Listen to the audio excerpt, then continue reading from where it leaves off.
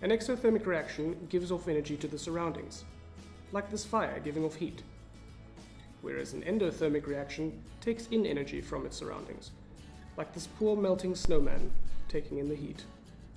Just remember, exo means external, so giving out, and endo means internal, so taking in.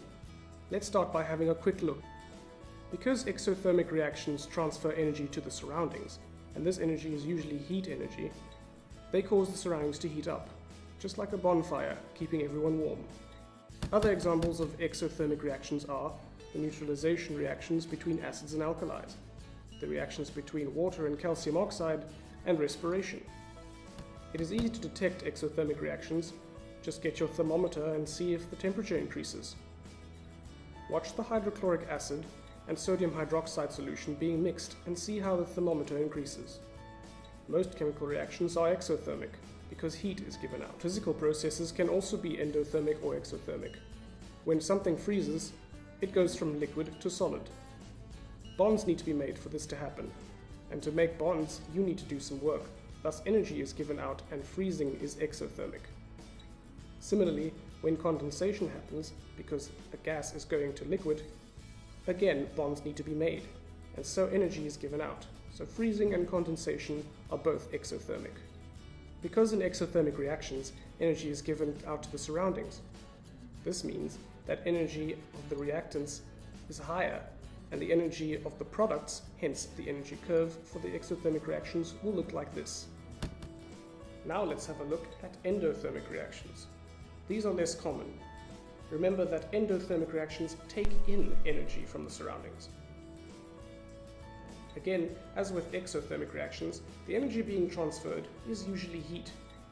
So in endothermic reactions, the surroundings usually get colder. Again, we can detect endothermic reactions with a thermometer because the temperature would get colder. Some examples of endothermic reactions are electrolysis, the reaction between sodium carbonate and ethanoic acid, and photosynthesis. Endothermic reactions can also be seen in physical processes. When something melts, it goes from a solid to a liquid. For this to happen, bonds need to be broken. And to break bonds, energy needs to be put in, like our melting snowman. Boiling is also endothermic because energy needs to be put in to break the bonds for the liquid to turn to gas. Because in endothermic reactions energy is added to the reaction, the energy of the products is higher than the energy of the reactants. And so the energy curve looks like this. So there you have exothermic and endothermic reactions. All you need to remember is that exothermic reactions give out energy and endothermic reactions take in energy. Both can be detected with a thermometer.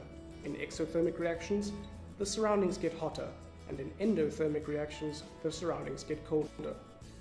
Exothermic reactions start with more energy and end with less, while endothermic reactions start with less energy and end with more.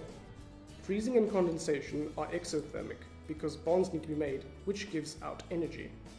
Melting and boiling are endothermic because bonds are broken, which requires additional energy. Think of the snowman again. And finally, exothermic reactions are more common.